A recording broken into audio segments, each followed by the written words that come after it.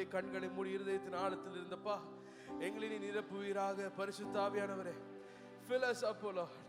உம்முடைய ஆவியின் வல்லமை, உம்முடைய ஆவியின் நிறைவு எங்களுடைய வாழ்க்கையில இன்றைக்கு ஒரு புதிய அனுபவத்தின் மூலமாய் நாங்கள் பெற்றுக்கொள்ள நீர் எங்களை நிரப்ப போகிறபடி நான் நன்றி. பரிசுத்த ஆவியானவரே, உண்மையே நாங்கள் துதிக்கிறோம், உண்மையை உயர்த்துகிறோம், உண்மை நாங்கள் வரவேற்கிறோம். ஆண்டவரே, உண்மையே நாங்கள் போற்றுகிறோம்.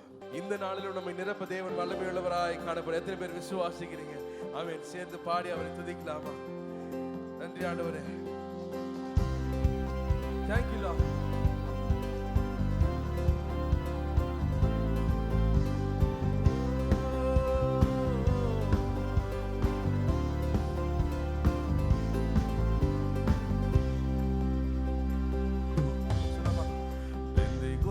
அனுபவம் தாருமே, பின்மாறி ஆவியை ஊற்றுமே.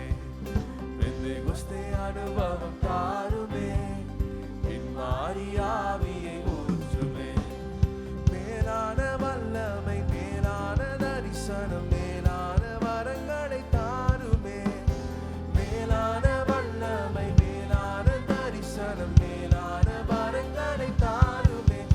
என்னை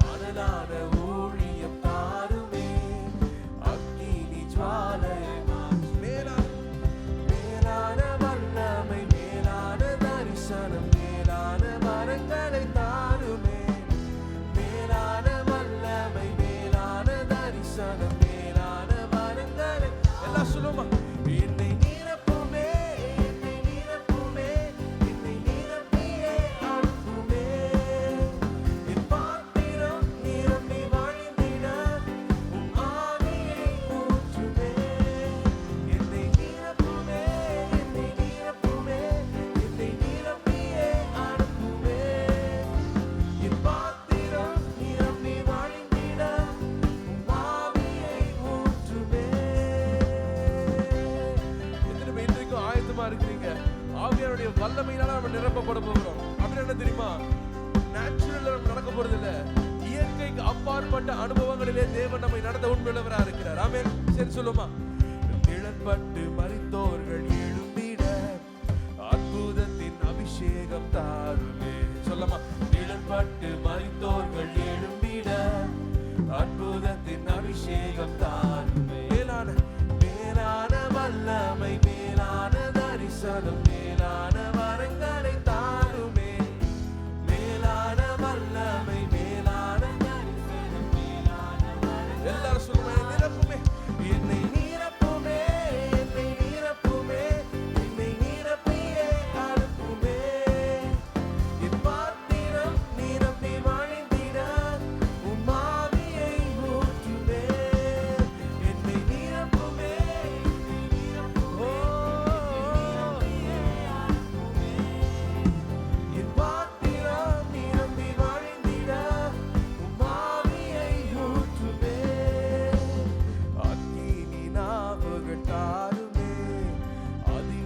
நாவுகள் தாருமே. சொல்லமா? அக்கினி நாவுகள் தாருமே, அதிகார நாவுகள் தாருமே. மேலான வல்லமை, மேலான தரிசனம், மேலான வரங்களை தாருமே. மேலான வல்லமை, மேலான தரிசனம், மேலான வரங்களை தாருமே. என்னை நிரப்பும். எல்லாம் சொல்லுமா? என்னை நிரப்புமே, என்னை நிரப்பியே அனுப்புமே. என் பாத்திரம்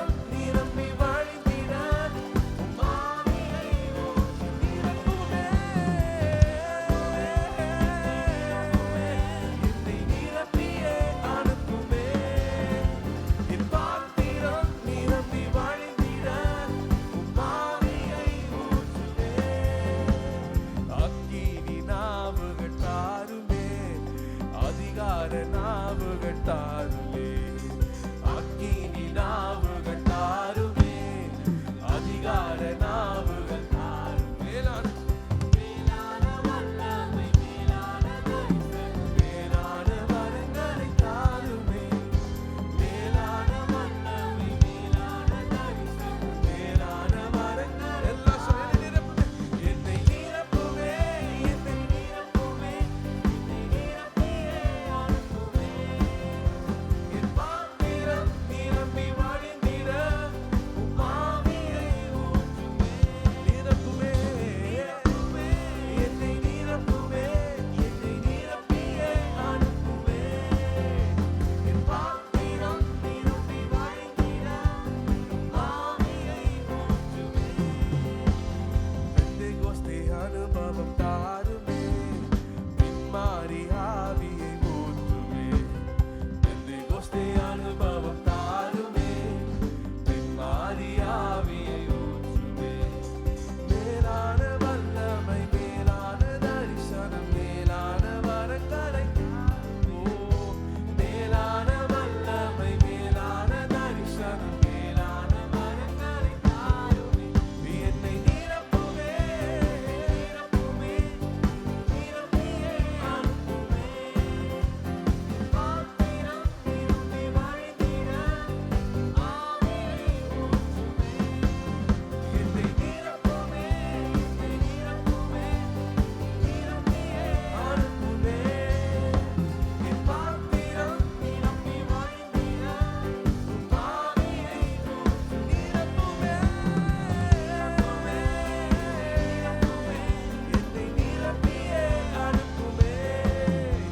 என் பாத்திரம் நிரம்பிட உம் ஆவியை. கடைசியாக நிரப்புமே, நிரப்புமே,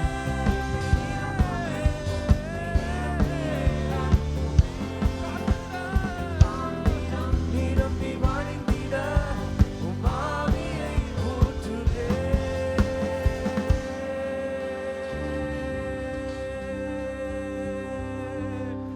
உம் ஆவியை ஊற்றுமே, உம் ஆவியை ஊற்றுமே. என்னை நிரப்புமே, என்னை நிரப்புமே, என்னை நிரப்பியே அனுப்புமே. என் பாத்திரம் நிரம்பி வழிந்திட உம் ஆவியை ஊற்றுமே. சீடர்களின் மத்தியில் மேல் வீட்டு அறையினில் பெந்தெகோஸ்தே நாளினில் இறங்கி வந்தீரே. சீடர்களின் மத்தியில் மேல் வீட்டு அறையினில் பெந்தெகோஸ்தே நாளினில் இறங்கி. எல்லாருமே கரங்களை ஊற்றுவோம். வாருமையா, வாருமையா, நல்லவரே, துணையாளரே, எங்கள் ஆறுதலே. வாருமையா, வாருமையா, என் துணையாளரே, எங்கள் ஆறுதலே. மகிமையின் மேகமாக இறங்கி வந்தீரே. ஆசரிப்பு கூடாரத்தில் இறங்கி வந்தீரே. மகிமையின் மேகமாக இறங்கி வந்தீரே. ஆசரிப்பு கூடாரத்தில் இறங்கி வந்தீரே. மகா பரிசுத்த ஸ்தலத்தில், மகா பரிசுத்த ஸ்தலத்தினில் கேருபீன்கள் மத்தியில் கிருபாசன மீதினில் இறங்கி வந்தீரே. மகா பரிசுத்த ஸ்தலத்தினில் கேருபீன்கள் மத்தியில் கிருபாசன மீதில். எல்லாம் சொல்ல, இன்றைக்கு இறங்கி வாங்கப்பா. வாருமையா, நல்லவரே, துணையாளரே,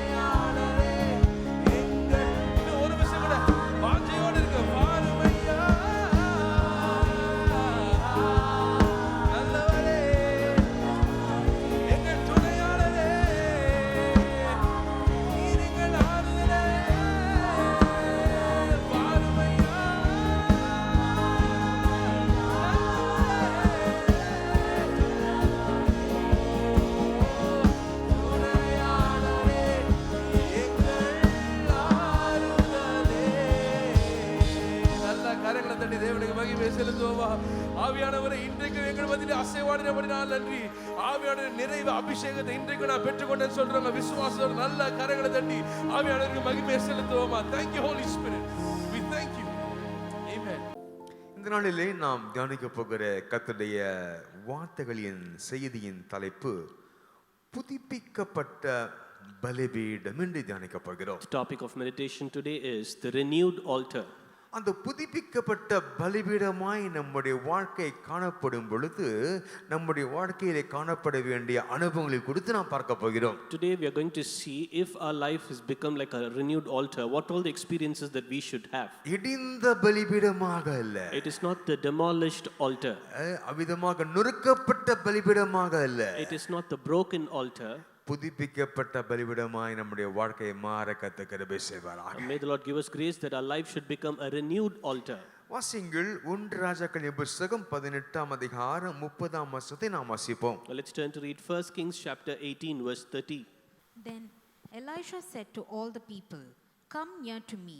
So all the people came near to him, and he repaired the altar of the Lord that was broken down.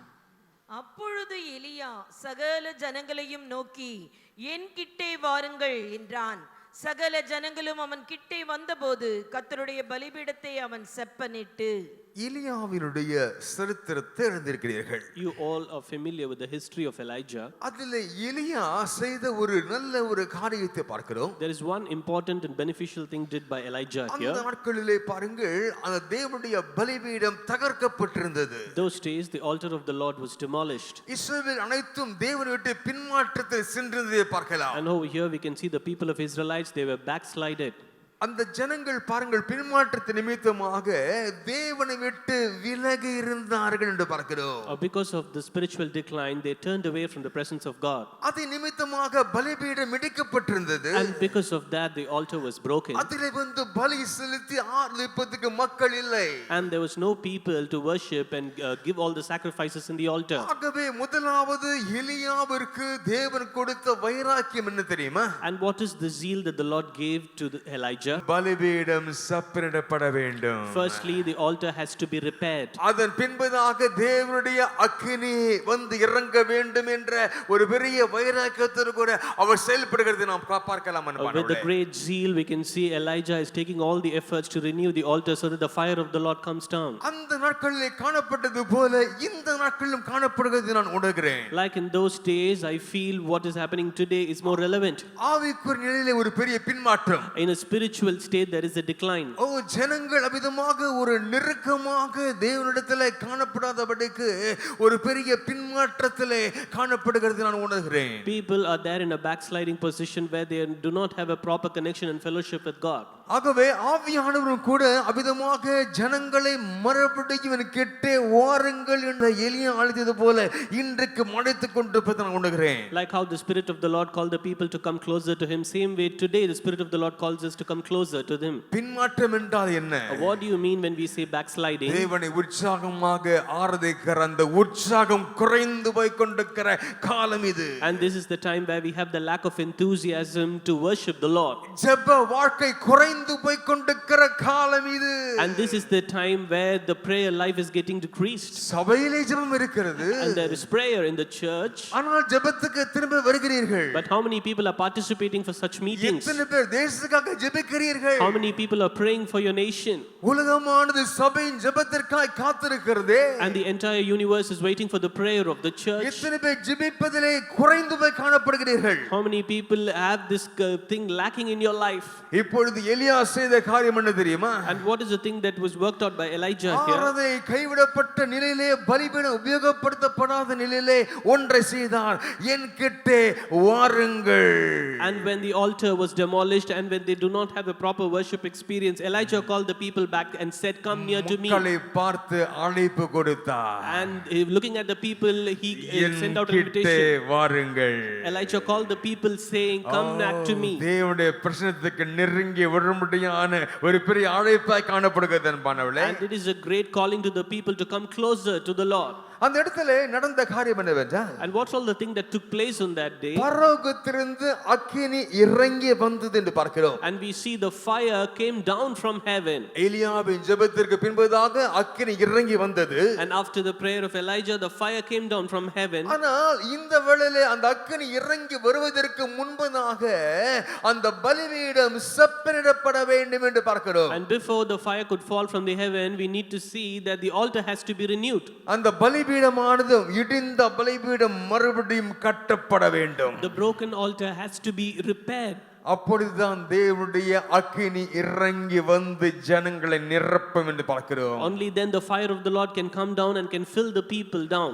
அந்த பலிபீடம் செப்பனிடப்படாவிட்டால் மறுபடியும் சரியாக கட்டப்படாவிட்டால் அதனாலே வருகிற விளைவுகள் பயங்கரமாக இருக்கின்றது அன்பானவர்களே. And if you do not repair the altars, we will experience some dire consequences.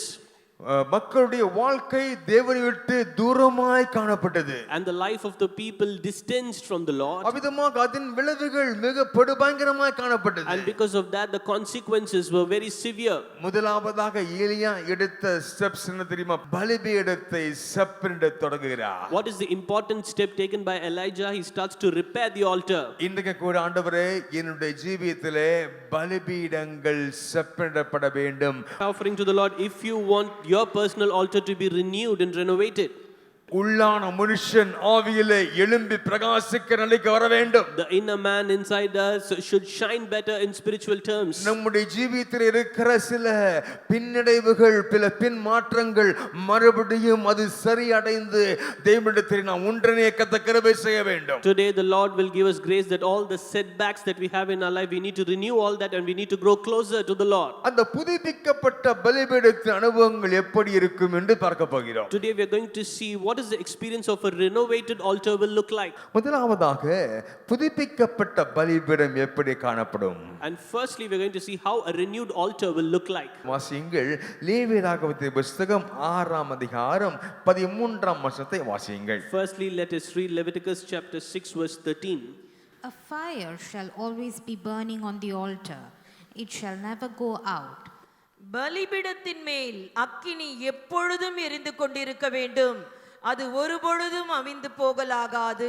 அக்கினி தொடர்ந்து எரிந்து கொண்டிருக்க வேண்டும். A fire shall always be burning. தேவன் இஸ்ரவேல் ஜனங்களுக்கு கொடுத்த ஒரு முக்கிய கட்டளையா இருக்கிறது. This is one of the key commandments that was delivered by the Lord to the people of Israel. ஆசரிப்பு கூடாரத்திலுள்ள பலிபீடத்திலே அக்கினி எரிந்து கொண்டிருக்க வேண்டும் என்ற அந்த பிரதான கட்டளை கொடுத்தார். The Lord gave a primary commandment to the people of Israel that the fire in the altar must never put out. என் ஜீவியத்திலே இந்த பரிசுத்த ஆவியானவருடைய அக்கினி தொடர்ந்து எரிகிறதா? Do I have this fire of the Holy Spirit burning in my life every day? அப்படி எரிந்து கொண்டிருக்க ஒன்றில் பிரச்சனையே இல்லையே. If it's burning, then there's no problem. ஒருபோதும் பிசாசு நெருங்க முடியாதே. And Satan cannot enter into your life. அந்த அக்கினி எரிவதிலே இருக்கிற பிரச்சனை தான் எல்லா பிரச்சனைக்கும் காரணமாய் காணப்படுகிறது. And if that fire is put out, then that is paving the way for all the problems. அந்த அக்கினி அணைந்து போகும் பொழுது தான் நமக்கு சோர்வு வருகிறது. When the fire is put out, we are getting wearied. பாருங்க, இஸ்ரவேல் ஜனங்களுக்கு கர்த்தர் கொடுத்த முக்கிய கட்டளைகளிலே ஒன்று என்ன தெரியுமா? பலிபீடத்தின் அக்கினி ஒருபோதும் அணையக்கூடாது. One of the key commandments God gave to the people of Israel is the fire must keep burning all the time. உண்மையாகவே நம்முடைய ஜீவிதத்தில் கூட அந்த அக்கினி அணைந்து போகாமல் காணப்பட வேண்டும். Truly speaking, even in our lives, the fire must never go out. இந்த அக்கினி என்பது ஒரு இயற்கையான ஒரு நெருப்பு அல்ல. And this fire is not a natural fire. அந்த அக்கினி என்று சொல்லுவது எதற்கு அடையாளமாக காணப்படுகிறது தெரியுமா? When we say fire, what does it denote? தேவனுடைய பிரசன்னத்திற்கு அடையாளமாக காணப்படுகிறது. It signifies the presence of God. ஆண்டவரே, என் வாழ்க்கையிலே உம்முடைய பிரசன்னம் எப்பொழுதும் காணப்பட வேண்டும் என்ற அந்த வாஞ்சை எத்தனை பேருக்கு காணப்படுகிறது? How many people have the desire that you should experience the presence of the Lord in your life? Please. நம்முடைய ஜீவியத்திலே தேவனுடைய அக்கினி என்ற அவருடைய பிரசன்னம் எப்பொழுதும் எரிந்து கொண்டே காணப்பட வேண்டும். ஹalleluya. Even our lives, the fire which which signifies the Holy Spirit and the presence of the Lord, must keep burning all the time. அந்த அபிஷேகம், அந்த ஆவியானவரை பெற்ற அந்த அபிஷேகம் எப்பொழுதும் நம்முடைய வாழ்க்கையிலே நிறைந்து கொண்டே காணப்பட வேண்டும். The anointing that we received from the Lord should always be burning and should be filled all the time. நம்முடைய ஜெப வாழ்க்கை எப்பொழுதும் அது நிறைந்து அது எரிந்து கொண்டே இருக்க வேண்டும். Our life of prayer should always keep burning and it should be filled all the time. அது மட்டுமல்ல, இந்த அக்கினி என்று சொல்லுகிறது ஒரு பரிசுத்தம் என்ற அனுபவம் அன்பானவர்களே. And when we say fire, it is the experience of being devout. நான் பரிசுத்தமாய் காணப்படுகிறேனா? Am I a holy or a sacred person? ஆண்டவரே என்னை பரிசுத்தப்படுத்துவீராக என்று கர்த்தரிடத்தில் கேட்க வேண்டும் அன்பானவர்களே. You need to ask the Lord, Lord, you sanctify me to be holy. ஆண்டவரே உம்முடைய அக்கினி பரிசுத்தத்தோடு என்னை பாதுகாத்துக் கொள்ள வேண்டும் ஐயா. Father God, I need to protect my holiness so the fire is burning in my life. இன்றைக்கு இருக்கிற அனுபவம் அணிந்து போகிற அனுபவம் வேண்டாம் ஐயா. Father God, I should not have the experience where the fire is being put out, Lord. ஆராதனை என்று பார்க்கிறோமே. We see about worship. நம்முடைய உள்ளத்தில் இருந்து எப்பொழுதும் ஆராதனை எழுந்து கொண்டே இருக்க வேண்டும். The worship fire must always keep burning in us. சபைக்கு வரும்போது மட்டும் நன்றா ஆராதிச்சிட்டு வந்தா போதாது. When we come to the church and we worship, that is not sufficient. 24 மணி நேரமும் நம்முடைய உள்ளம் அது ஆராதித்து கொண்டே இருக்கக்கூடிய அனுபவம் தான் அந்த அக்கினி அணைந்து போகாத அனுபவம் என்று பார்க்கிறோமே. When we worship the Lord 24 hours, and that is the experience where the fire keeps burning. ஆவிக்குரிய நிலையில எப்பொழுது ஒரு விழிப்புணர்வோடு கூட இருக்கக்கூடிய அனுபவம். And also it is an experience where we are aware in spiritual terms.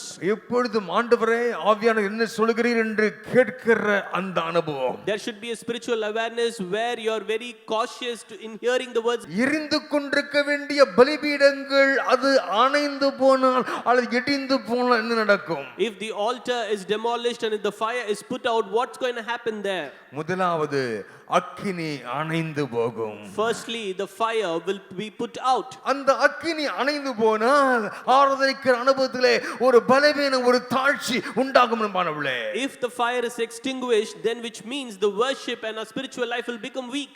பொதுவாக புராணங்களில் சொல்லுவார்கள், ஒரு வீட்டினுடைய வறுமையை விவரிக்க வேண்டும் என்றால் அந்த வீட்டில் இருக்கிற அடுப்பிலே ஒரு பூனையை படுத்து தூங்கிக் கொண்டிருந்தது என்று சொல்லும்படியாக.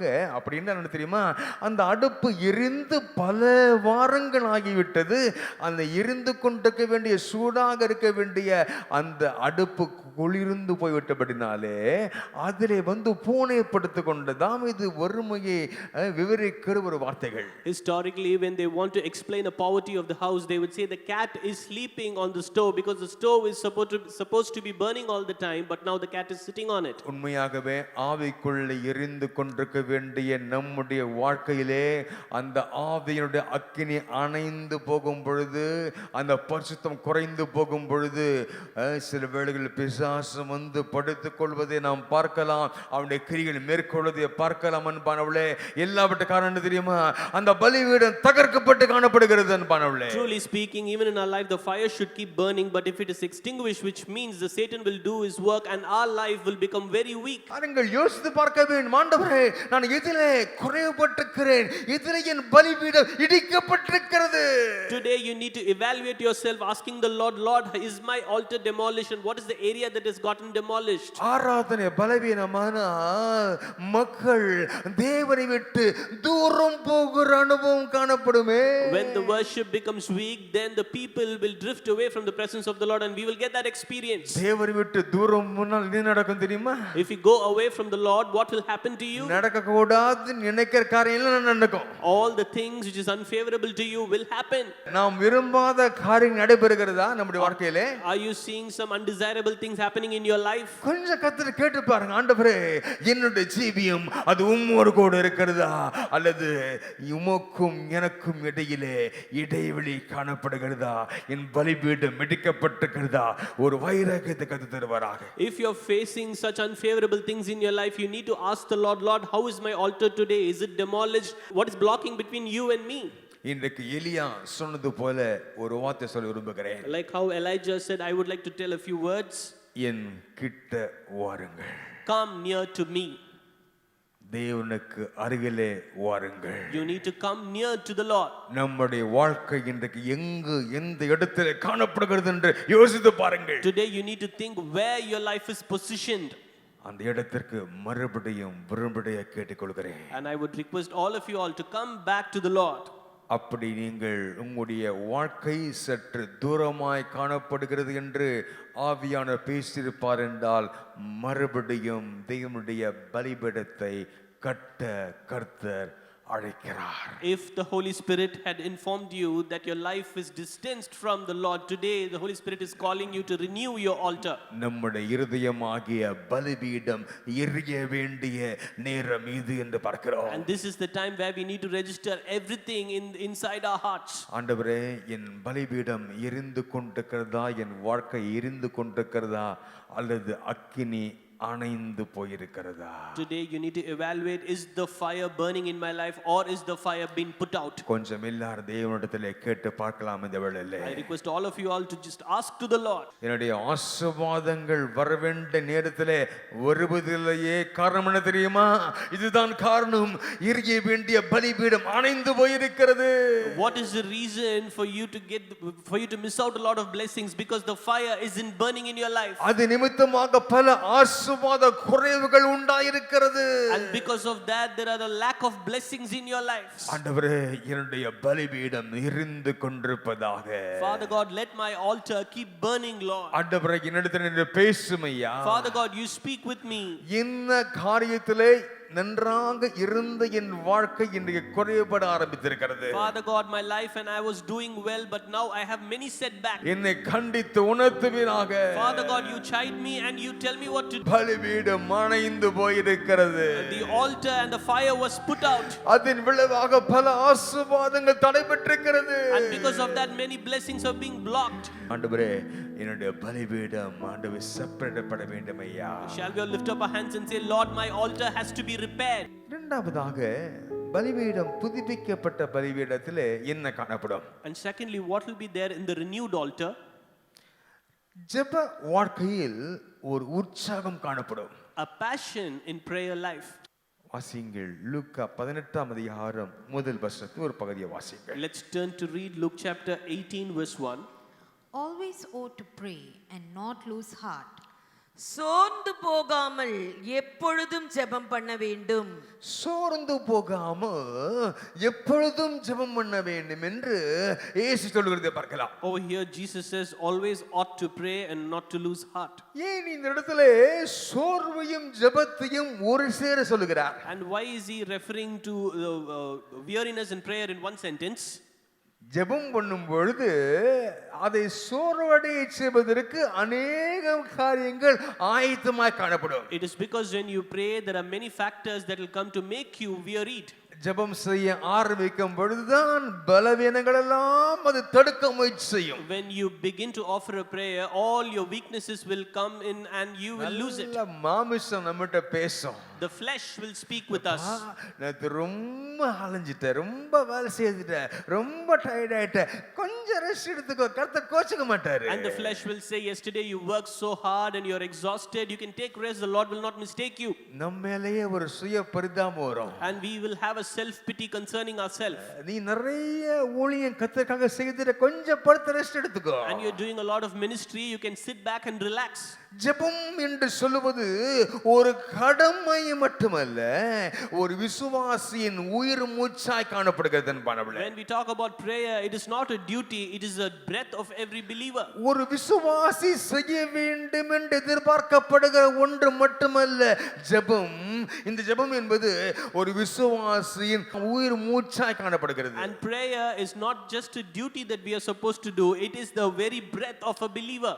ஒரு விசுவாசியின் வாழ்க்கையிலே ஜெபம் இருக்கும் பொழுதுதான் உயிர் இருக்கிறது என்று அர்த்தமாக காணப்படுகிறது. If there is a prayer in the life of the believer, which means he is living and there is a breath in his life. பாருங்கள், ஜெப வாழ்க்கையில் உற்சாகம் குறைந்து விடும் பொழுது ஆவிக்குரிய வாழ்க்கை அது பலவீனமாக மாற தொடங்கும். When the passion in your prayer life slowly start to decrease, then your spiritual life will also become weak. This sermon. வேதம் வாசிக்கும்போது தூக்கம் வருதுன்னு சொல்றீங்களா? Are you saying that you feel sleepy during Bible reading? முழங்கால் போட்டா ஜெபிக்கும் பொழுது ஜெபத்தை ஆரம்பிச்சா தூக்கம் வருதுன்னு சொல்றீங்களா? When you begin to pray kneeling down, are you saying that you're feeling sleepy? உங்களுடைய பலிபீடம் புதுப்பிக்கப்பட வேண்டும். Your altar should be renewed. பாருங்கள், ஆவிக்குரிய வாழ்க்கை படிப்படியாக பலவீனமாக மாறிக்கொண்டு போகிறது. And the spiritual life, day by day, step by step, it is getting declined. கதை சொல்லுவாங்க. Many people will tell stories. அதவங்க பெருமை நினைச்சிட்டு இருப்பாங்க. And they'll think that is a very proud moment for them. நான் எவ்வளவு ஊழியம் செய்வேன் தெரியுமா? Do you know how many ministries that I used to do? சபையில ஜெபம் அப்படினு சொல்லும்போது ஆராதனை சொல்லும்போது முன்ன வரிசையில வந்து உட்கார்ந்திருப்பேன் தெரியுமா? If it's a worship or a prayer, I used to be seated in the front row. ஆனா இப்போ எல்லாம் போச்சு. But now everything is gone. அவங்க வயசாகிறத சொல்லுவாங்க, எல்லாம் முன்னால செய்த இப்போ நீ செய்ய மாட்டாங்க சொல்லுவாங்க. ஆனா அது தப்பு. நீங்கள் ஏன் அந்த அனுபவத்தை விட்டீர்கள்? அதுக்கு பதில் சொல்லுங்க. And people might cite and tell that they have become old and that is the reason they could not do all this, but you need to find out the reason why you missed all that. உங்களுடைய ஜீவிதத்துல இந்த அனுபவங்கள் ஏன் குறைந்தது? Why all these experiences slowly start to diminish in your life? ஆவிக்குரிய வாழ்க்கையிலே பலவீனம் உண்டாகும். And there will be a weakness in your spiritual life. இன்றைக்கு எல்லாரும் ஜெபிக்கிறார்கள், உண்மைதான். And today everybody is praying, it is true. ஆனால் உற்சாகமின்றி ஜெபிக்கிறார்கள். But they are praying without a passion or an enthusiasm.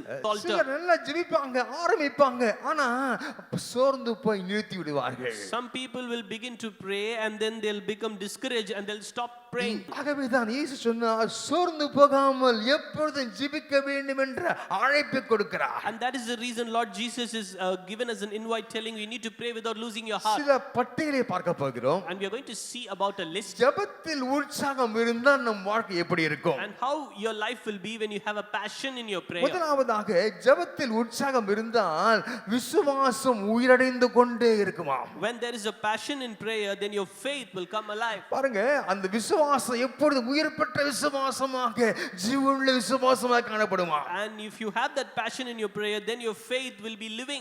இரண்டாவதாக ஜெபத்தில் உற்சாகம் இருக்கும் பொழுது அக்கினி எரிந்து கொண்டே இருக்குமா? Secondly, when you have the passion in the prayer, the fire will keep burning all the time. சில பார்த்திருக்கீங்களா?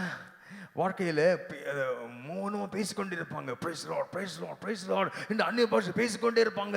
அவங்க அமைதியா இருக்க நேரத்தை பார்க்க முடியாது. இதுதான் ஜெபத்திலே உற்சாகம் இருந்து கொண்டிருக்கிற அனுபவம் என்று பார்க்கிறோம். And there are certain people who keep talking to themselves, they speak in tongues all the time, and that is the experience where they have the passion in the prayer because they cannot remain quiet. நம்ம ஜெபிமா ஜெபிடா JP JP ஜெபின்னு மற்றவங்க key கொடுத்து கொண்டிருக்க வேண்டிய நிலை உண்டாகிறதா? அப்படி என்றால் உங்களுடைய வாழ்க்கை இன்றைக்கு சீரமைக்கப்பட வேண்டும் என்று நீங்கள் தெரிந்து கொள்ளுங்கள். Today if someone is giving key asking you to pray all the time, which means that you need to analyze your whole life because there is no passion in your prayer. மூன்றாவதாக ஜெபத்தில் உற்சாகம் இருக்கும் பொழுது தேவ சத்தம் கேட்கும். Thirdly, when there is a passion in your prayer, the voice of the Lord, you can clearly listen or hear to that. தினமும் தேவ சத்தத்தை கேட்கலாம். Every single day you can God's voice will be heard. எழும்பின உடனே ஜெபிக்க ஆரம்பிக்கும் பொழுது கர்த்தர் பேசுவார். மகனே மகளே இதை செய் இதை செய்யாதே என்று தெளிவான சத்தத்தை கேட்க முடியும். Every morning when you get up, the voice of the Lord will be very clear and the Lord will tell you what to do and what not to do. நான்காவதாக ஜெபத்தில் உற்சாகம் இருக்கும் பொழுது அற்புதங்கள் நடைபெறும். Fourthly, when you have the passion in your prayer, miracles will happen. ஏன் உங்களுடைய ஜீவிதத்தில் அற்புதங்கள் நடைபெறுவதில்லை? Why there is no scope of miracles in your life? ஜெபமே இல்ல. Because there is no scope of prayer. எங்கு அற்புதம் அதிசயம் நடைபெறும்? If that's the case, how can miracle happen? அற்புதம் நடைபெறுகிறதா? Is miracles taking place in your அப்படி life? இல்லை என்றால் நீங்கள் ஜெபத்தை கூட்டுங்கள். If not, then you need to increase your time in prayer. ஜெபத்தில் உற்சாகம் அடையுங்கள். You need to have the passion in prayer. ஐந்தாவதாக ஆவிக்குரிய வெற்றி கிடைக்கும் என்று பார்க்கிறோம். And fifthly, you will get a spiritual victory. ஆவியிலே பிசாசு ஜெயிக்கிற அந்த வெற்றி எப்பொழுதும் காணப்பட வேண்டும். And you need to have an experience where you're overcoming the Satan. நான் சொன்னது போல நம்முடைய அந்த வீட்டிலே அந்த அக்கினி இருந்து இருந்து கொண்டிருந்தால் பிசாசின் கிரியைகளோ பிசாசின் காரியங்களோ ஒன்று நம் பக்கத்திலே வராது. ஒரு ஆமென் சொல்லுங்க பார்க்கலாம். ஹalleluya, As I told hallelujah. you already, when the fire in our family keeps burning, no work of Satan will come near us.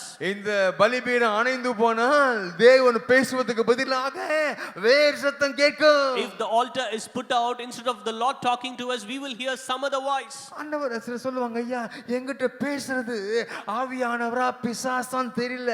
Some people will say, I don't know if the voice I'm hearing is of the Lord or is of the Satan. ஏன் தெரியுமா? அக்கினி எரிந்து கொண்டே இருந்தால் பிசாசு வரவே முடியாதுன்னு If பண்ணவளே. the fire is burning inside your house or inside you, then Satan cannot come near you. ஆறாவதாக பார்க்கிறோம், ஜெபத்தில் உற்சாகம் இருக்கும் என்றால் நான் விசுவாசிக்கிறேன் எழுப்புதல் ஆரம்பமாகும். எத்தனை பேர் விசுவாசிக்கிறீங்க? கரணை தட்டி சோதரிக்கும் கேட்டுக்கொள்கிறேன். And sixthly- எழுப்புதல் ஆரம்பமாகும். And sixthly, when you have the passion in your prayer, the revival will begin. 1907-8 ஆண்டுகளிலே அவிதமாக அந்த எழுப்புதல் அமெரிக்காவிலிருந்து ஆரம்பித்தது என்று பார்க்கிறோம். And the year 1908, we can see the revival started from America. அவிதமாக அசுசா ஸ்ட்ரீட் என்ற அந்த ஒரு தெருவிலிருந்து எழுப்புதல் ஆரம்பித்து உலகம் முழுவதும் பரம்பினது. And the revival began in that very street and it spread over to the entire ஆனால் union. இந்த கடைசி நாட்களிலே நம்முடைய இந்தியாவிலிருந்து தான் எழுப்புதல். In the end of times, the revival will begin in India. அதிலும் கூட அநேக தீர்க்கதரிசனங்கள் சொல்லுகிற காரியம் என்ன தெரியுமா? நம்முடைய தமிழ்நாட்டில் இருந்து தான் எழுப்புதல் என்று சொல்லுகிறார்கள். And many people are prophesying, telling the revival is possible in Tamil Nadu. இன்னும் குறிப்பாக சொல்ல வேண்டும் என்றால் அந்த எழுப்புதல் எழும்ப போது நம்முடைய சென்னை பட்டணத்திலிருந்து சொல்லுகிறார்கள். கரங்களை தட்டி சோதரிக்கலாமா? உற்சாகமாக எழுப்புதல் ஆரம்பிப்பதற்கு ஜெப வாழ்க்கை மீண்டும் எழுமகத்தை கருவை And செய்வார். more specifically, people are pointing that the revival will begin in Chennai, and that is the passion that we have in our prayer life. அந்த காரணம் என்ன தெரியுமா? And what is the reason for that? நம்முடைய 12 சிஷ்யர்களிலே ஒருவரை கர்த்தர் நம்முடைய சென்னை பட்டணத்துக்கு அனுப்பினார். இரத்த சாட்சியாக மரித்தார். அவருடைய இரத்தம் என்று பேசிக்கொண்டிருக்கிறது அன்பானவளே. அவருடைய அந்த மரித்ததன் காரணமாக நம்முடைய சென்னை பட்டணம் ஒரு பெரிய ஆசீர்வாதத்தை பெறுகிறது. விசேஷமாக நான் விசுவாசிக்கிறேன் எழுப்புதல் இந்த சென்னையிலிருந்து ஆரம்பிக்க கர்த்தர் கிருபை செய்வாராக. And it is true that the Lord has sent one disciple to Chennai and we went on to become a martyr, and that is the reason we had the revival which is more possible in Chennai. அந்த எழுப்புதல் ஆரம்பிப்பதற்கு எங்கிருந்து தெரியுமா ஆரம்பிக்க வேண்டும்?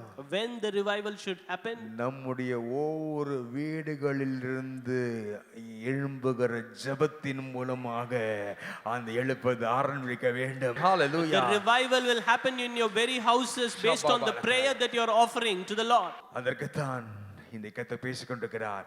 பலிபீடங்கள் புதுப்பிக்கப்பட வேண்டும். And that is the reason the Lord is speaking with us, telling the altar should be renewed. இன்றைக்கு ஜெப வாழ்க்கையை தேவன் மீண்டும் உயிர்ப்பிக்க விரும்புகிறார். Today the Lord wants to renew our prayer life. ஒரு சோர்வான ஜெபத்தை அல்ல, It is not a wearied prayer. ஒரு அக்கினி நிறைந்த ஒரு ஜெபத்தை எதிர்பார்க்கிறார். The Lord is not looking for a lifeless prayer, but a prayer filled with fire.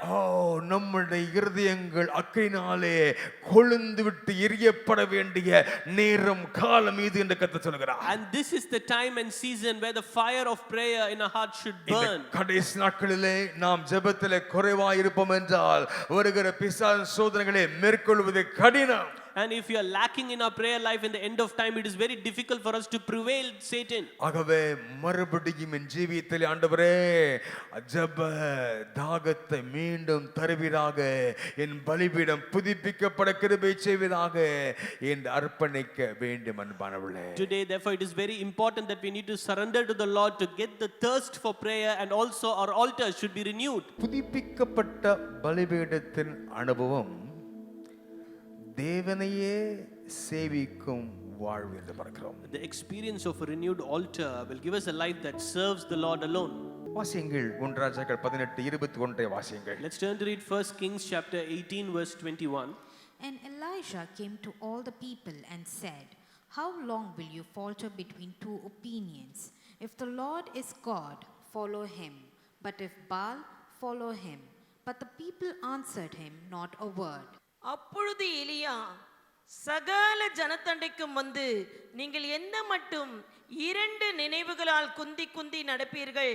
கர்த்தர் தெய்வமானால் அவரை பின்பற்றுங்கள், பாகால் தெய்வமானால் அவனை பின்பற்றுங்கள் என்றான். ஜனங்கள் பிரதியுத்தரமாக அவனுக்கு ஒன்றும் சொல்லவில்லை. எலியாவின் நாட்களிலே ஜனங்கள் ஒருவித குழப்பத்தில் இருந்தார்கள் என்று பார்க்கிறோம். During the times of Elijah, people were in the confused state. தேவனை சேவிப்பதா அல்லது விக்கிரகத்தை சேவிப்பதா? Should they need to serve the Lord or serve Baal? இரண்டாவது, விக்கிரகத்தின் ஆவிகளுடைய தாக்கங்கள் அதிகமாக தேவ பிள்ளையிலே காணப்பட்டபடினாலே அவளுக்கு இந்த குழப்பம் வந்ததை பார்க்கலாம். Since they had the impact of serving the idols, they were in a confused state place. ஏன் தேவனை பின்பற்ற வேண்டிய இஸ்ரவேல் மக்களுக்கு இந்த குழப்பங்கள் ஏற்பட்டது? Why the people of Israel were supposed to serve the Lord was in a confused state. அதற்கு காரணம் என்ன தெரியுமா? What is the reason for that? தேவனை அறிந்திருந்தார்கள், They knew the Lord, ஆனால் முழுமையாக அவரை பின்பற்றவில்லை. but they did not fully follow him. பாருங்க, தேவனை குறித்த அறிவு, நல்ல மண்ட நாலேஜ் இருக்குது உங்களுக்கு. They had a very good awareness and knowledge concerning the Lord, ஆனா அவங்களுடைய பின்பற்றுக்கு அனுபவங்கள், சேவைக்கு அனுபவங்கள் குறைந்து போனது நிமித்தமாக இப்ப என்ன செய்கிறது என்ற குழப்பங்கள் வந்ததை பார்க்கலாம். but they lacked the experience of following him, and now they are in a confused state. இதை கொஞ்சம் விளங்க சொல்ல வேண்டும் என்றால், In order to explain this, இன்றைக்கு அநேகர் இயேசுவையும் நேசிக்கிறார்கள், even today many people are loving Jesus also, உலகத்தையும் பிடித்துக் கொள்கிறார்கள், and they are also learning about the world, உலகத்தின் மார்க்கத்தின் செயல்களையும் பிடித்துக் கொள்கிறார்கள். and they are caught on the they catch the patterns of the world. ஆனால் தேவன் பாருங்கள், இயேசு என்ன விரும்புகிறார் தெரியுமா? நீ என்னையே சேவிக்க வேண்டும், எனக்காகவே அர்ப்பணிக்க வேண்டும், அர்ப்பணித்த வாழ்க்கை வாழ வேண்டும் என்று விரும்புகிறாரே. But what is the expectation of the Lord? The Lord wants you to serve him alone and to live a life of submission. ஒரு விசுவாசின் நடக்கை எவ்விதமாய் காணப்படுகிறது? And how is the behavior and attribute of a believer is found? உலகம் எவ்வளவாக நம்மை தொற்றிக் கொண்டிருக்கிறது, And how much of world that is caught up inside us? அந்த percentage என்ன கொஞ்சம் யோசிச்சு பாருங்க. And what is the percentage of the world inside us? உலகத்தார் செய்கிற வழக்கத்தின்படி நான் என்ன செய்கிறேன் என்று கேட்டு பாருங்க. And what is the practice or the custom that I'm doing just like the people of the world? தேவன் பாதி இருதயத்தை அல்ல, முழுமையாக விரும்புகிறார். And the Lord is not seeking for a half-hearted devotion but a wholehearted நம் commitment. முழு இருதயத்தோடு அவரை சேவிக்க வேண்டும் என்று விரும்புகிறார். The Lord expects his people to serve him wholeheartedly. ஆண்டவரே, சில பாரம்பரியங்கள் இருக்கிறது, சில பாரம்பரிய சபைகளுடைய வழக்கங்கள் இருக்கிறது, அதையும் வேண்டும் இதுவும் வேண்டும் என்று அந்த நிலை காணப்படுகிறதா? And are you in a state where I need to follow the entire tradition, the customs, that and this as well? இன்றைக்கு ஒரு தீர்மானம் செய்யணும். Today you need to take a resolution. முழு இருதயத்தோடு உம்மை சேவிப்பேனப்பா. Father God, I will serve you with all my heart. தேவனையே சேவிக்கும் வாழ்க்கை என்றால் என்ன? And what is the life that serves the Lord? ஒரு பட்டியலை பார்க்கலாமா? And we are going to see about a tabular, முழுமையான அர்ப்பணிப்பு. which means a complete surrender. ஆண்டவரே, உம்முடைய ஆலயத்திற்கு நான் ஒவ்வொரு நாளும் ஞாயிற்றுக்கிழமை வந்து ஆராதிப்பேன் என்று அர்ப்பணித்தால் அது அவருடைய அர்ப்பணிப்பு தான். And if you completely surrender, telling Lord, I will take part in all the Sunday services promptly, and that is a surrender. நான் ஊருக்கு போயிட்டு அங்க போயிட்டு இங்க போயிட்டேன்னா இல்ல. And it is not that you have gone to any other state. அப்படி தவிர்க்க முடியாத காரணத்துக்கு போனாலும் அந்த இடத்துல தேவனை ஆராதிக்க வேண்டும். And if unavoidable situations, if you're traveling elsewhere, then you need to worship the Lord. ஒரு முழுமையான அர்ப்பணிப்போடு தேவனை சேவிக்க வேண்டும். And you need to serve the Lord with complete surrender. இரண்டாவதாக ஒரு தடுமாறாத விசுவாசம். And secondly, a steadfast faith, ஒரு உறுதியான விசுவாசம். an unwavering faith. பாருங்க, அது நமக்கு அவசியம் பண்ணவில்லை. And that is required. சில வேளைகளில் நம்முடைய ஜீவிதத்திலே எதிர்ப்புகள் வரும்போது ஏது விதமாக சோதனை வருகிறது என்ன கேள்வி கேட்டுக்கொண்டு சில தடுமாறி கொண்டிருக்கிறார்கள். There are certain times in our life during oppositions, people will be asking why all this is happening in my சில life. தீமைகள் போன்ற காரியங்கள் நம் ஜீவிதத்தை எதிர்கொள்ளும் பொழுது இது ஏன் நடந்தது என்று சோர்ந்து போகிறார்கள். And many people are wearied seeing all the opposition and the evil things that is happening in their life. ஆண்டவரே, எனக்கு தடுமாறாத ஒரு விசுவாசத்தை கொடுப்பீராக அப்படின்னு சொல்றவங்க எல்லாரும் சத்தமா ஒரு ஆமென் சொல்லுங்க பார்க்கலாம். Say amen if you need a steadfast faith from the Lord. தேவனையே சேவிக்கும் வாழ்க்கை என்றால் என்ன? And what is the life when we say we serve the Lord alone? பரிசுத்தமான ஒரு வாழ்க்கை. And it is a life where you lead a holy life. ஞாயிற்றுக்கிழமை காலையில நல்லா ஒயிட் அண்ட் ஒயிட் போட்டு பரிசுத்தமா இருக்கிறது அது பிரயோஜனம் இல்ல. And it is not beneficial if you say that you are all dressed up and coming to the church on time. இதே நிலை, இதே பரிசுத்தம், இதே காரியம் தொடர வேண்டும். This holiness and the same position should pursue in your life. தேவனை விட்டு விலகாத ஒரு பரிசுத்த வாழ்க்கை, And a holy life that never distances from God. விதமான ஒரு வாழ்க்கையை நான் வாழ கிருபை செய்வதாகன்னு சொல்றாங்க. கரங்களை உயர்த்தி சத்தமா ஒரு ஆமென் சொல்லுவோமா? Say amen if you want to lead a holy life. மாறாத ஆராதனை, Unchanging worship. அப்படின்னா என்ன அர்த்தம் தெரியுமா? தேவனை முழுமனதோடு ஆராதிக்கிற ஆராதனை. It is a worship where we worship the Lord wholeheartedly. நம்முடைய வாழ்க்கையிலே அபிதமாக இருக்க வேண்டிய ஆராதனைகள் தினமும் காணப்பட வேண்டும். அதிலே எந்த மாற்றங்கள் காணப்படக்கூடாது. தேவன் மட்டுமே ஆராதிக்க வேண்டும். அந்த நேரத்தை உலக பொருட்களுக்கோ மனுஷருக்கோ கொடுக்க கூடாது. இதுதான் மாறாத ஆராதனை. And the unchanging worship is when you do not give the time of worship to any other things that pertains to the world. தேவனை சேவிக்கும் வாழ்க்கை என்றால் என்ன? ஐந்தாவதாக பார்க்கிறோம், தேவனுக்கு முன்னுரிமை கொடுக்கிற வாழ்க்கை. A life that serves the Lord, which means a life that gives priority to the Lord. ஜெபத்தில் நிலைத்திருக்கும் வாழ்க்கை. A life that remains steadfast in prayer. ஆண்டவரே ஜெபத்திலே நிலைத்திருக்க கிருபை செய்வதாக சொல்றவங்களுக்கு ஒரு பெரிய ஆமென் சொல்லுவோமா?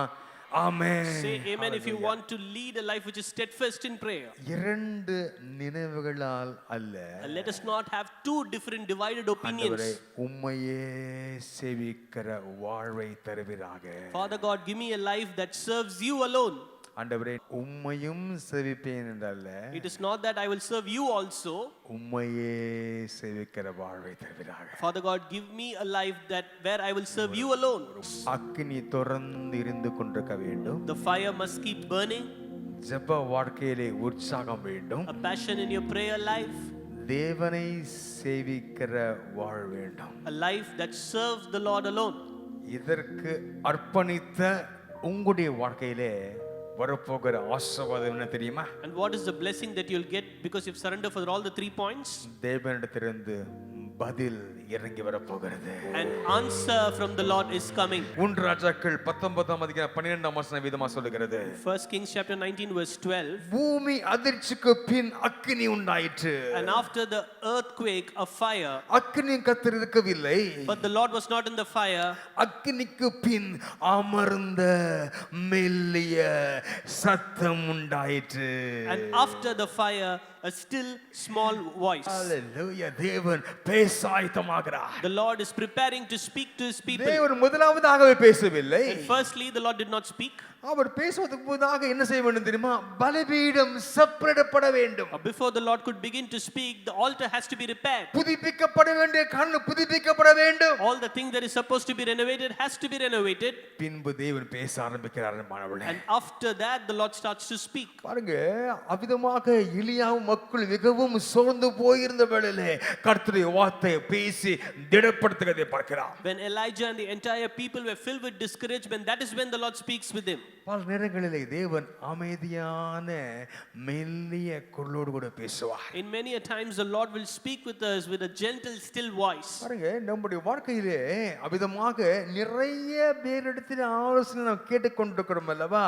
அதை நிறுத்துங்கள். And even in our lives, we are gathering counsels from many people. Today, we are going to stop that. ஆண்டவரே உம்முடைய ஆலோசனை உம்முடைய வார்த்தைகள் மூலமாய் தருவீராக என்பதை நீங்கள் முக்கியப்படுத்துங்கள். Today, you need to prioritize the counsels that you are getting from the Lord. நம்முடைய இருதயங்களிலே வேறு சத்தங்கள் கேட்டுக்கொண்டிருக்கும் என்றால் தேவ சத்தத்தை தெளிவாக நீங்கள் புரிந்து கொள்ள முடியாது. If you are hearing the other voices in your heart, then you cannot comprehend the voice of God. ஆண்டவரே என்னிடத்தில் என்ன பேசும் ஐயா என்று நீங்கள் கேட்கும் பொழுது கர்த்தர் தெளிவாக பேசி நடத்த வல்லவராய் இருக்கிறார். Today, when you ask the Lord to speak with him, the Lord is able to speak to you with a gentle, still voice, and he will lead you. தேவனிடத்திலிருந்து பதில் பெற வேண்டும் என்றால் சில குறிப்புகளை சொல்கிறேன், எழுதி வைத்துக் And கொள்ளுங்கள். I would like to list down a few things to receive an answer from God. முதலாவதாக அமைதியாக காத்திருக்க வேண்டும். Firstly, you need to wait quietly. ஜெபத்துல எல்லா குறிப்பை சொல்லிட்டு தேவனிடத்தில் பதிலை பெறுவதற்கு ஆண்டவரே நீர் பேசும் என்ற அந்த quiet time அதை விட வேண்டும். You need to tell everything in the prayer and you need to sit quietly for the Lord to answer. இரண்டாவதாக இருதயத்தை ஆராய்ந்து பார்க்க வேண்டும். And secondly, you need to examine your own heart. என் ஜெபத்தில் எதுவும் தடை இருக்கிறதா என்று ஆராய்ந்து பார்க்க வேண்டும். You need to examine your own heart, telling if there is any hindrances. எல்லாம் தெரிந்த காரியங்களுக்கு ஆண்டவரே நீர் பேசும்னு சொல்ல வேண்டாம். தெரிந்த காரியங்களை நீங்கள் அறிக்கை செய்யுங்க. தெரியாத காரியங்கள் அவர் பேசுவார். If all the things that is known to you, you can confess it to the Lord. The unknown things, the Lord will speak with you. If you can speak about it. மூன்றாவதாக ஜெபத்தில் நிலைத்திருக்க வேண்டும். ஜெபத்தை விட்டுவிடக் கூடாது. And thirdly, you need to remain steadfast in prayer. நான்காவதாக தேவ சத்தத்தை தெளிவாய் கேட்க வேண்டும். கவனமாய் கேட்க வேண்டும். And fourthly, we must carefully listen to the voice of God. ஐந்தாவதாக பாருங்கள், தேவன் அதை செய்வார் என முழுமையாக அவரை நம்ப வேண்டும். And fifthly, you need to trust the Lord completely that He will accomplish it. ஆறாவதாக கடைசியாக தேவனால் இன்னும் இன்றைக்கும் அவரால் பேச முடியும் என்ற அந்த பெரிய விசுவாசம் உங்களுக்கு வேண்டும் அன்பானவர்களே. And sixthly, you need to have a great faith that even today the Lord can still speak. நாம் கேட்க தயாராக இருந்தால் தேவனிடமிருந்து பதில் நிச்சயமாய் வரும். Today, if you're ready to listen to the voice of the Lord, then you will surely receive an answer from God. இருதயங்கள் கேட்பதற்கு ஆயத்தமாக இருந்தால் தேவன் பேச ஆயத்தமாக இருப்பார். If our hearts are prepared and ready to listen, then the Lord is prepared to speak with us. இவ்வளவு நாள் நம்முடைய வாழ்க்கையில் இருந்த பிரச்சனைக்கு காரணம் தேவன் அல்ல, நம்முடைய பலிபீடம் தான் அதுக்கு காரணம். And God is not a problem in your life, it is your own altar. இந்த பலிபீடம் அது புதுப்பித்திருந்தால் என்றைக்கும் ஆசீர்வாதம் பெற்றிருப்பேனே. If you have repaired and renewed your altar back then, you would have gotten all your blessings. ஆண்டவரே, இந்த பலிபீடத்தை நான் புதுப்பிக்க விரும்புகிறேன். Father God, I would like to ஆண்டவரே, அர்ப்பணிக்க வேண்டிய காரியங்களை நான் அர்ப்பணிக்க விரும்புகிறேனப்பா. Father God, I would like to surrender a few things, Lord. அக்கினி தொடர்ந்து இருந்து கொண்டிருக்க நான் விரும்புகிறேன். Father God, I want the fire to be burning in my life. ஜெப வாழ்க்கையை உற்சாகம் கொடுக்கும்படியாக விரும்புகிறேன். Father God, I need a passion in my prayer. தேவனையே சேவிக்கிற வாழ்விற்கு நான் அர்ப்பணிக்க விரும்புகிறேன். I would like to surrender to a life that serves God alone. எனக்கு பதிலை செய்வீராக. Father God, you give me a response. ஹalleluya. பலிபீடம் கட்டப்படும் பொழுது When you rebuild your altar, அதே அக்கினி மீண்டும் இறங்கும். the same fire will descend down. நாம் முன்பு அந்த அனுபவித்த அதே அக்கினி, ஹalleluya, The same fire that we have experienced, மறுபடியும் இறங்க ஆரம்பிக்கும். the same fire will descend again.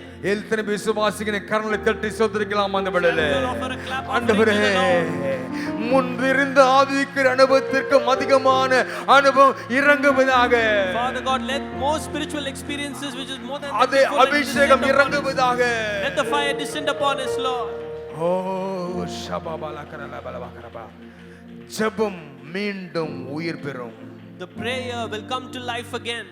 ஜெபம் மீண்டும் உயிர் மீட்சி அடையும். The prayer will come alive again. தேவனுடைய மகிமை மீண்டும் வெளிப்பட ஆரம்பிக்கும். The glory of the Lord will be revealed. ஓ கர்த்தரே தேவன், கர்த்தரே தேவன் என்று மக்கள் மகிமைப்படுத்துகிற அந்த நாள் வரப்போகிறது. The day is going to come where the people are going to glorify that He is the Lord alone. நான்காவதாக, Fourthly, எழுப்புதல் ஆரம்பிக்கும். the revival will begin. இத்தனை பேர் சொல்றீங்க என் மூலமாக எழுப்புதல் ஆரம்பிக்க வேண்டும் ஐயா சொல்றாங்க. எல்லாரும் கரங்களை தட்டி ஓ அபிஷேகம் இறங்கட்டும் ஐயா என்று கர்த்தர் கிருபை கேளுங்க. அவருடைய அனல் மாற இறங்குவதாக. Shall we all ask the Lord, Lord, the revival should begin from me. அப்பா, பலிபீடம் கட்டப்படும் பொழுது When the altar is rebuilt, அக்கினி இறங்கும் என்று பார்த்தோமே. we see the fire will descend upon us. ஜெபமேனு உயிர் பெறும் என்று பார்த்தோமே. We see the prayer will come alive again. தேவனுடைய மகிமை வெளிப்படும் என்று பார்த்தோமே. We also see the glory of the Lord will be revealed. எழுப்புதல் ஆரம்பிக்க வேண்டும் ஐயா. The revival should begin. அந்த Lord. எழுப்புதல் இன்றைக்கு அதுவும் என் மூலமாக ஆரம்பிக்க வேண்டும் என்று விரும்புறவங்க எல்லாரும் அபிஷேகத்தை நிறைந்து அவரை சொந்தனைகள் இந்த விடலை. You all offer a praise to the Lord if you think the revival should happen and begin from you. என் மூலமாக எழுப்புதல் ஆரம்பிக்க வேண்டும் ஐயா. Father God, through me the revival revival should happen. உம்முடைய ஆவி அபிஷேகம் இப்பொழுது இறங்கி வருவதாக.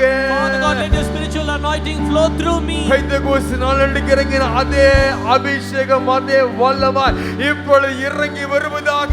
Father God, the same anointing in the Spirit in the day of Pentecost, let it descend now. பலிபீடத்தை மீண்டும் கட்டுவதாக. Father God, you rebuild our altars. எங்க நேசிக்கிற நல்ல பிதாவே, Our loving Heavenly Father. பலிபீடங்கள் புதுப்பிக்கப்பட வேண்டும் என்று நீ பேசின கிருபைக்காக ஸ்தோத்திரம் ஐயா. Father God, we thank you for speaking with us that the altars should be renewed. ஆண்டவரே, உம்முடைய அக்கினி தொடர்ந்து எங்களை எரிந்து கொண்டே இருக்க வேண்டும் ஐயா. Father God, let your fire keep burning in our lives all the time. செப வாழ்க்கையிலே உற்சாகத்தை கட்டிடுவதாக. Father God, you command a passion in our prayer life. இயேசுவையே சேவிக்கும் அந்த வாழ்வு அனுபவத்தை கட்டிடுவதாக. Father God, give us a life that serves you alone, Lord. இதை நான் அர்ப்பணிக்கும் பொழுது ஆண்டவரே, உம்முடைய பதில் தொடர்ந்து வந்து கொண்டே இருக்கும் என்று விசுவாசிக்கிறேன். Father God, when we surrender for all these things, we believe that we will be receiving your answer. பிதாவே, உம்முடைய பதிலை தொடர்ந்து பெற்றுக்கொண்டு ஆவியிலே அனலாய் ஜீவிக்கிற ஒரு மகனாக மகளாக என்னை மாற்றுவீராக. Father God, we need to receive an answer and we need to be fervent in the Spirit, Lord. புதுப்பிக்கப்பட்ட வாழ்க்கையை வாழ கிருபை செய்வீராக. Give us a life to live a renewed life, Lord. இயேசுவின் நாமத்தில் பிதாவே. In Jesus' name we ask, Father. ஆமென், ஆமென். நம்முடைய கர்த்தராகிய இயேசு கிறிஸ்துவின் கிருபையும் பிதாவாகிய தேவனுடைய அன்பும் பரிசுத்த ஆவியானவருடைய ஐக்கியம் அன்பும் எடுத்தது மாதம் சமாதானம் ஆளுகையும் நம் அனைவருடைய விசேஷமாக புதுப்பிக்கப்பட தங்களுடைய வாழ்க்கையை அர்ப்பணித்த நம் அனைவரோடும் கூட இன்றும் என்றும் சதா காலம் தங்கியிருந்து நம் மூலமாக எழுப்புது இந்த உலகத்திற்கு பரம்ப கர்த்தர் கிருபை செய்வாராக. Amen, amen, amen. Pastor P. Stephen மற்றும் திருமதி சந்திர